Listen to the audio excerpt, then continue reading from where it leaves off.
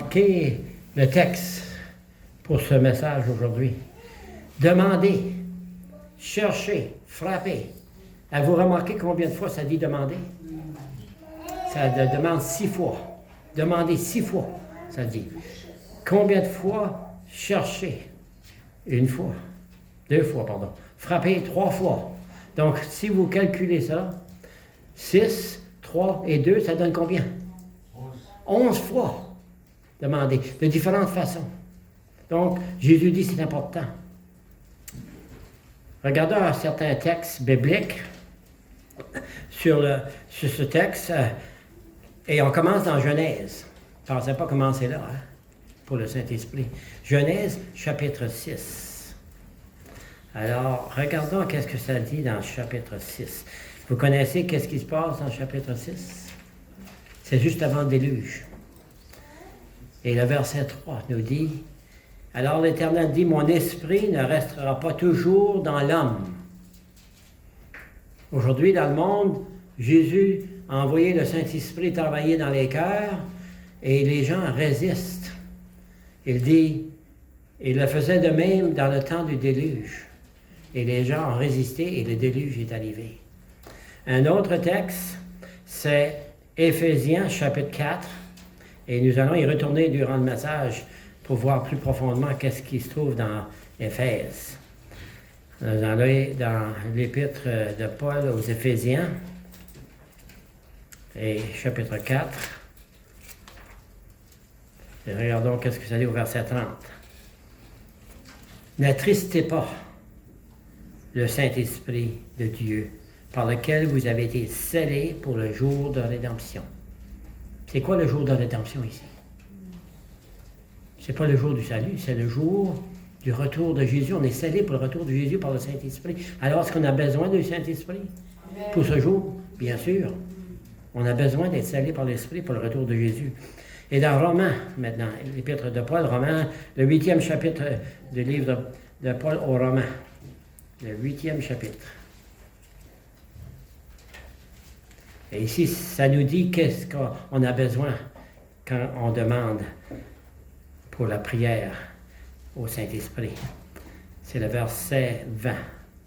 Est-ce que ça va? Oui, 26, pardon. 26. Et ça dit, « De même aussi, l'Esprit nous aide dans nos faiblesses, car nous ne savons pas ce qu'il nous convient de demander dans nos prières. » Est-ce que vous avez remarqué ça? Vos prières, des fois, semblent faibles. Parce que vous ne savez pas quoi demander. Le petit garçon qui priait, il savait quoi, lui? Il savait quoi demander. Mais l'Esprit lui-même intercède pour nous par des soupirs inexprimables.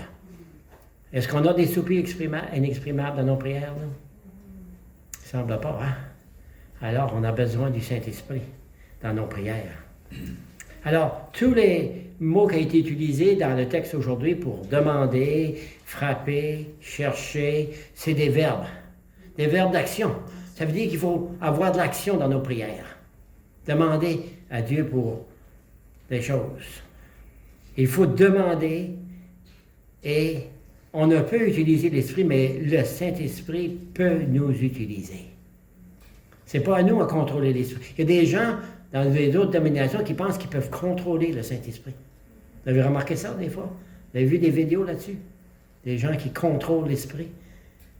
C'est pas à nous de contrôler l'Esprit, c'est l'Esprit à nous contrôler. Est-ce que nos prières sont faibles? Bien sûr, ils sont faibles parce que ça dit que le Saint-Esprit interprète pour nous. Est-ce que nos études sont monotones? Nos études de la Bible? Il y a bien des ressources pour nous aider à montrer comment étudier. Est-ce que nos témoignages sont faibles? Est-ce qu'on a besoin de l'Esprit pour nos témoignages? Bien sûr. Est-ce que l'Esprit se manifeste dans nos vies? Est-ce que l'Esprit vit dans nos cœurs? C'est toutes des questions qu'on doit se demander. Il semble qu'il faut faire quelque chose pour recevoir l'Esprit, parce que Jésus dit demander, frapper, chercher, c'est toutes des choses qu'on a besoin de faire. Nous devons demander comment. Il semble avec urgence et de le faire continuellement. Retournons à l'Évangile de Luc, 11e chapitre, et nous allons trouver quelque chose dans ce texte. Luc, 11e chapitre. Remarquez où ça commence. Le premier verset, ça dit « Jésus priait un jour. Et en certain lieu, lorsqu'il fut achevé un de ses disciples lui dit « Seigneur, enseigne-nous à prier comme Jean l'a enseigné à ses disciples. » Enseigne-nous à prier. C'est dans ce contexte qu'il dit « demander, frapper, chercher ». Mais il dit un peu plus. Il conte une petite histoire à ses disciples. Il dit au verset 5, il leur dit encore, « Si l'un de vous a un ami et qu'il aille le trouver au milieu de la nuit pour lui dire, « Ami, prête-moi 3 pains. » Est-ce qu'on serait à l'aise d'avoir quelqu'un nous frapper à la porte au milieu de la nuit, puis on dort, puis ça nous réveille, puis j'ai besoin du pain. Je ne peux pas attendre le lendemain matin. Car un de ses amis est arrivé de voyage chez moi et je n'ai rien à lui offrir. Et si, de l'intérieur de sa maison, cet ami lui répond, ne m'importune pas, la porte est déjà fermée, mes enfants sont au lit et je ne puis me lever pour te donner des pains. Je vous le dis, même s'il ne se lève pas pour lui donner parce que c'est son ami, il se lèvera à cause de l'importunité et lui donnera tout ce qu'il a besoin. Et ensuite, et moi je vous dis, demandez. Demandez comme ce monsieur qui est à la porte durant la nuit, même si vous vous réveillez durant la nuit, vous pouvez prier pour le Saint-Esprit. Alors, c'est important. Dans le livre Parabole de Jésus, page 145 en anglais, si vous pouvez le trouver en français, vous pouvez le trouver certainement en français, ce livre. Dieu ne dit pas « demandez une fois et vous recevrez ». Il nous encourage de demander avec persistance et sans cesser. La persistance nous apporte dans une plus profonde attitude et nous donne un désir approfondi pour recevoir ce que nous demandons. Alors, si nous demandons souvent, ça va approfondir le désir de recevoir le Saint-Esprit. Donc, c'est un travail qu'on a besoin de faire. C'est une chose qu'on a besoin de faire. Mais Jésus nous promet que nous pouvons avoir de l'assurance si nous demandons quelque chose, car Dieu répond aux prières. Regardons dans chapitre 5 de 1er Jean, l'épître de 1er Jean, chapitre 5. Qu'est-ce que Jésus dit ici à ses disciples de nous dire à nous? Jean, je trouve ça ici. 1er Jean, chapitre 5. Comment Jean parle-t-il ici? Parce que Jean était très près de Jésus, il comprend qu'est-ce que Jésus désire pour nous. Nous avons auprès de lui cette assurance. Il veut nous donner l'assurance. Si que nous demandons, il dit la même chose que Jésus a dit dans Luc 11, demandez et vous recevrez. Si nous demandons quelque chose selon sa volonté, est-ce que c'est la volonté de Jésus de nous donner le Saint-Esprit? Il a dit lui-même que c'est sa volonté. Il dit, même si vous donnez un serpent à un enfant, vous donnez des bons cadeaux, Dieu est prêt à donner de meilleurs. Et qu'est-ce que ça dit? Il nous écoute. Il nous écoute. Verset 15. Et si nous savons qu'il nous écoute, quelque chose que nous demandions, nous savons que nous possédons la chose que nous lui avons demandée. Nous pouvons avoir le Saint-Esprit. Nous avons le Saint-Esprit. Nous allons voir. Nous avons le Saint-Esprit, mais nous ne l'avons pas dans la plénitude. Et la plénitude va venir. Un jour, ça va venir pour la fin des temps. Et nous devons se préparer. Alors Jésus veut nous donner cette assurance que nous pouvons recevoir le Saint-Esprit si nous demandons de la bonne façon. Avec cette promesse, nous pouvons lui demander. Nous pouvons l'approcher et recevoir ce que nous voulons avoir. Mais ce texte que nous venons de lire dans le premier épître de Jean, chapitre 5, nous dit que nous avons besoin de quelque chose, qu'il nous manque quelque chose. Parce qu'il ne nous dirait pas ceci si nous l'avons déjà. Alors il nous dit de demander parce que nous manquons quelque chose. Nous l'avons besoin. Donc Dieu attire notre attention à ce fait que nous avons besoin de cette chose, que nous avons absolument besoin du Saint-Esprit pour nous préparer pour la fin des temps, parce que toutes les richesses du Seigneur nous viennent par le Saint-Esprit. Je vous invite à regarder dans Galates 5, le 5e chapitre de Galates, l'épître de Paul aux Galatiens, juste avant Éphésiens, et ça nous dit pourquoi nous avons besoin du Saint-Esprit. Regardez le verset 22. Mais le fruit de l'Esprit nous apporte tout le caractère de Jésus. L'amour, la joie, la paix, la patience, la bonté, la bénignité. C'est quoi la bénignité? C'est un mot qu'on n'utilise pas souvent, hein? Est-ce que c'est dans votre vocabulaire, la bénignité? C'est quoi? C'est quoi la bénignité? Il y a quelqu'un qui peut me dire? J'ai fait des recherches sur ce mot. C'est la gentillesse. Des mots de ce genre, la gentillesse, la bonté. La fidélité, la douceur, la tempérance. Toutes ces choses, c'est le caractère de Jésus. Alors le Saint-Esprit vient nous apporter dans nos vies un caractère comme celui de Jésus. Nous devenons des Jésus sur la terre. Le monde veut voir Jésus en nous. Il cherche pour quelque chose de meilleur et il veut voir Jésus en nous. Et c'est par le Saint-Esprit seulement qu'on peut le voir. Donc le don de l'Esprit nous apporte toute autre chose, tout autre don. C'est une preuve de l'amour de Dieu pour nous. C'est une preuve de son amour. Donc Dieu n'impose rien. Il nous invite. Il veut nous donner. Si que nous exprimons ce désir, il veut nous donner à ceux qui veulent l'apprécier. J'aimerais qu'on tourne dans l'Évangile de Jean maintenant. Il y a un texte ici que j'ai toujours manqué de voir que ça parle du Saint-Esprit. C'est le chapitre 15. Vous savez que l'Évangile de Jean nous introduit le Saint-Esprit dans le chapitre 15, 16 et 17. Mais le chapitre 15 m'a surpris. Je ne l'avais pas vu avant. Et peut-être qu'on l'a tous manqué. Jésus parle, il dit, demeurez en moi, chapitre 15, verset 4, et jusqu'à 5.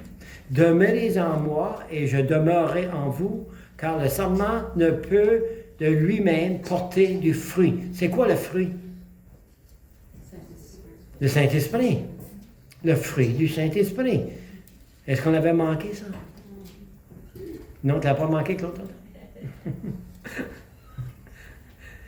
S'il ne demeure attaché au sceptre, ainsi vous ne pouvez non plus si vous ne demeurez pas en moi. Je suis le sceptre, vous êtes le sarment. Celui qui demeure en moi et en qui je demeure porte beaucoup de fruits. Galates 5, 22. Beaucoup de fruits. Sans moi, vous ne pouvez faire rien. Sans moi, vous ne pouvez faire rien. Sans le Saint-Esprit, on ne peut faire rien. Nous avons besoin du Saint-Esprit.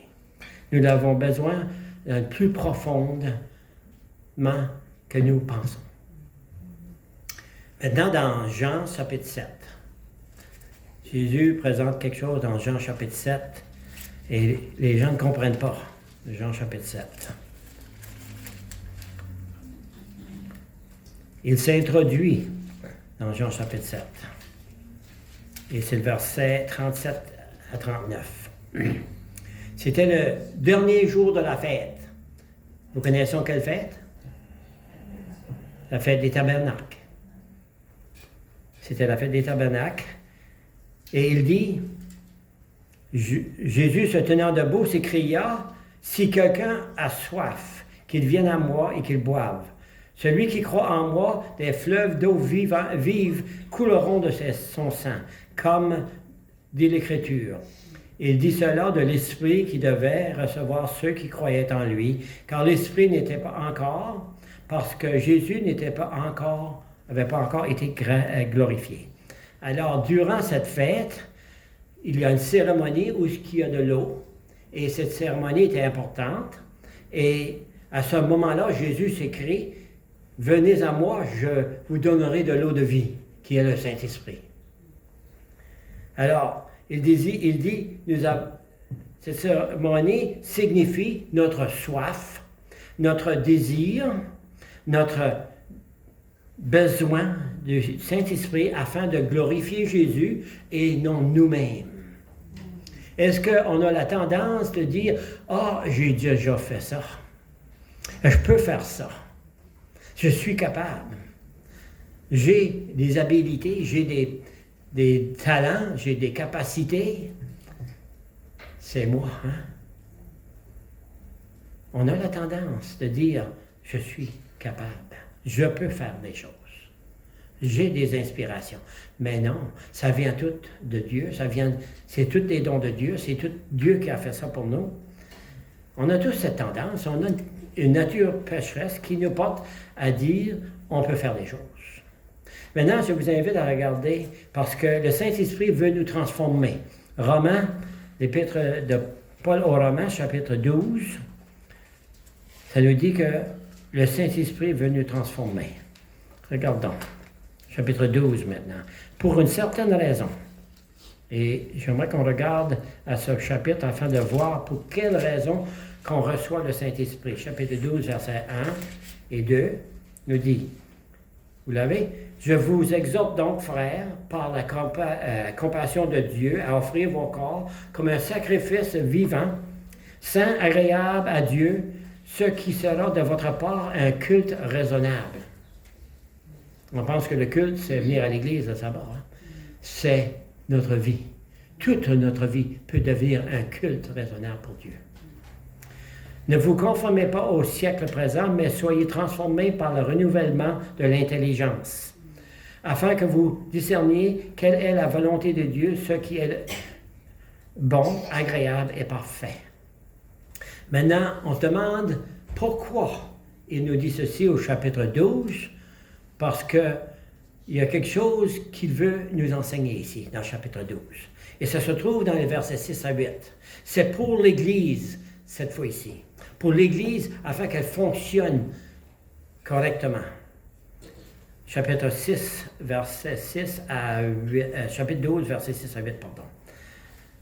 Puisque nous avons des dons différents selon la grâce qui nous a été accordée, que celui qui a le don de prophétie l'exerce selon l'analogie de la foi. Que celui qui est appelé au ministère sache s'attache à son ministère, que celui qui enseigne s'attache à son enseignement, et celui qui exhorte à l'exhortation, que celui qui donne de face avec libéralité, et celui qui préside le fasse avec zèle, et celui qui pratique la miséricorde le fasse avec joie. Alors, c'est pour l'Église, ici, dans le contexte, que le Saint-Esprit veut travailler, afin que tous les besoins de l'Église puissent être là, présents dans l'Église, afin que tout le monde puisse être servi.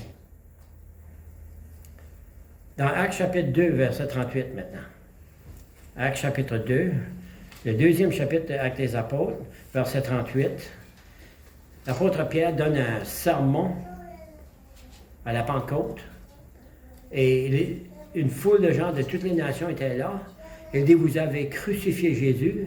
Maintenant, ils disent, après avoir entendu ce discours, verset 37, leur cœur, vivement touché, ils dirent à Pierre et aux apôtres, « Hommes, que ferons-nous? Que ferons-nous avec le Saint-Esprit? » Que ferons-nous dans nos prières pour le Saint-Esprit? Pierre leur dit, repentez-vous et chacun de vous soit baptisé au nom de Jésus pour le pardon des péchés et vous recevrez le don du Saint-Esprit. Vous avez été baptisés, vous avez le don du Saint-Esprit, mais on ne l'a pas en plénitude. Il faut que le Saint-Esprit descende comme une pluie abondante, comme on a chanté. Hein? Une pluie abondante. De suivre Jésus est de faire les choses selon sa volonté pour chercher ce qui est. Pas de chercher ce qui nous semble bon pour nous et plaisant pour nous, mais de chercher les choses qui plaisent Dieu. Donc Jésus nous invite à entrer dans une expérience. Il veut que nous ayons cette expérience avec le Saint-Esprit dans nos vies, qui nous donne une vie nouvelle, mais cette vie nouvelle va continuer jusqu'au retour de Jésus et elle va être complète au jour de Jésus. Complète. Amen. Au jour de Jésus, à son retour. Et ça nous porte à servir. Hein? Regardons dans l'Évangile de Luc maintenant, le 3e chapitre de l'Évangile de Luc. 3e chapitre de l'Évangile de Luc.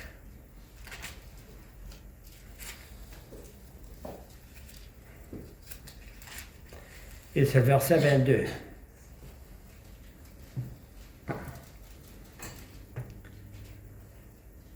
C'était au baptême de Jésus. Le Saint-Esprit descendit sur lui sous une forme corporelle, comme une colombe, et une voix fit entendre du ciel ces paroles. Tu es mon Fils bien-aimé, et en toi j'ai mis toute mon affection. Est-ce que Dieu met son affection sur nous? Il veut nous donner le Saint-Esprit parce qu'il nous aime. Pas parce qu'on est meilleur que quelqu'un d'autre, mais parce qu'il nous aime, il veut nous bénir. Maintenant, quelque chose d'important ici, Jésus avait besoin du Saint-Esprit. Si Jésus a besoin du Saint-Esprit, comment plus fort avons-nous besoin du Saint-Esprit? C'est une chose importante. Dans le livre Actes des Apôtres, écrit par Ellen White, page 56, elle dit, pour l'ouvrier consacré, il existe une grande consolation dans la connaissance que Jésus, aussi durant sa vie dans ce monde, devait prier le Père afin de recevoir la grâce nécessaire pour chaque jour. Alors chaque jour, on demande, au début de la journée, pour le Saint-Esprit afin de nous accorder la grâce nécessaire pour cette journée. Amen. Parce que les journées vont amener des choses qu'on n'est pas prêt pour. Et sans le Saint-Esprit, on va chercher à l'accomplir par nous-mêmes. Voilà la raison. Alors Jésus est notre exemple dans toutes choses. On doit se demander, alors, comment important c'est pour nous de demander pour le Saint-Esprit. Et maintenant, nous allons aller à Éphèse à nouveau pour voir qu'est-ce que l'apôtre Paul dit aux Éphésiens à propos du Saint-Esprit. On a déjà regardé au chapitre 4, verset 30, on voit qu'on a besoin du Saint-Esprit là. On regardait au chapitre 1 de l'Épître Paul aux Éphésiens. On va voir. Chapitre 1, verset 13. Regardons. En lui, vous aussi, après avoir entendu la parole de vérité, l'évangile de votre salut, en lui, vous avez cru et vous avez été scellés du Saint-Esprit qui avait été promis. Amen. Chapitre 1. On a vu chapitre 4, la même chose. Maintenant, on va aller au chapitre 3. Et les versets sont 16 et 17. Chapitre 3, 16 et 17. Afin qu'il vous donne, selon la richesse de sa gloire. Est-ce que c'est beaucoup sur la richesse de la gloire de Jésus? D'être puissamment fortifié par son esprit dans l'homme intérieur. Le changement doit se faire intérieurement, pas extérieurement. En sorte que Christ habite en vous, dans vos cœurs par la foi, afin qu'étant enracinés et fondés, comment? Dans l'amour. Ça retourne toujours à l'amour parce que c'est le caractère du Père. Et si le Saint-Esprit fait ce travail en nous, ça va tourner à sa même chose, le caractère de Jésus en nous. Alors, le Saint-Esprit apporte le caractère de Jésus en nous. Et chapitre 5 maintenant. Chapitre 5, il va directement au point, au chapitre 5. Verset 18. 5, verset 18. Il dit ceci. Ne vous enivrez pas du vin. J'avais une petite sœur qui aimait prendre de l'alcool, puis elle dit, je suis rempli de l'esprit. Elle était sous. Elle dit qu'elle était remplie de l'esprit. Ensuite, je lui ai dit, ne vous enivrez pas de vin, c'est de l'embauchement. Soyez, au contraire, remplis de l'esprit. Il y a un temps qu'on doit être rempli de l'esprit. Ça va venir. Est-ce qu'on est prêt pour ce temps? Ce temps va nous venir. Mais Dieu nous donne le Saint-Esprit. Dans Acte 1, 5, ça dit que le Saint-Esprit est donné. Regardons. Chapitre 5. Chapitre 1, pardon, verset 5.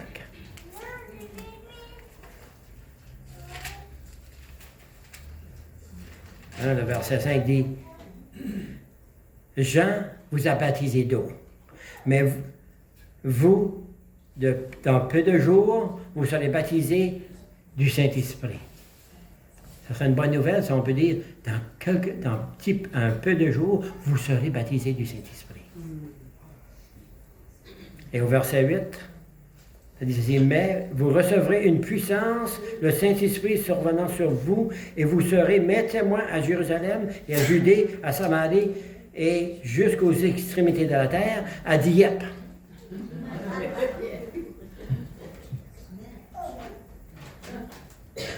Il faut être rempli de l'Esprit. Éphésiens 5, 18 nous l'a dit, il faut être rempli de l'Esprit, on a vu ça. Être rempli de l'Esprit, c'est nécessaire. Pour le chrétien, et ça prend qu'on se soumet à lui. Il faut en parler, il faut l'étudier, il faut en prêcher dans nos prédications. Il faut s'en rappeler. On a regardé, il faut demander. Jésus est prêt à le donner. Il nous donne l'assurance que si nous demandons, il nous le donne. Il veut changer nos vies, nous transformer à l'image de Jésus. Il veut nous faire de nous des témoins, des exemples dans le monde de ce que Jésus est. Est-ce qu'on est prêt pour demander? Est-ce que vous voulez demander? Levez la main si vous voulez être rempli du Saint-Esprit. On a besoin. Que le Seigneur nous bénisse. Que le Seigneur nous bénisse tous. Maintenant, il y a un chant de clôture à propos du Saint-Esprit, je suis certain.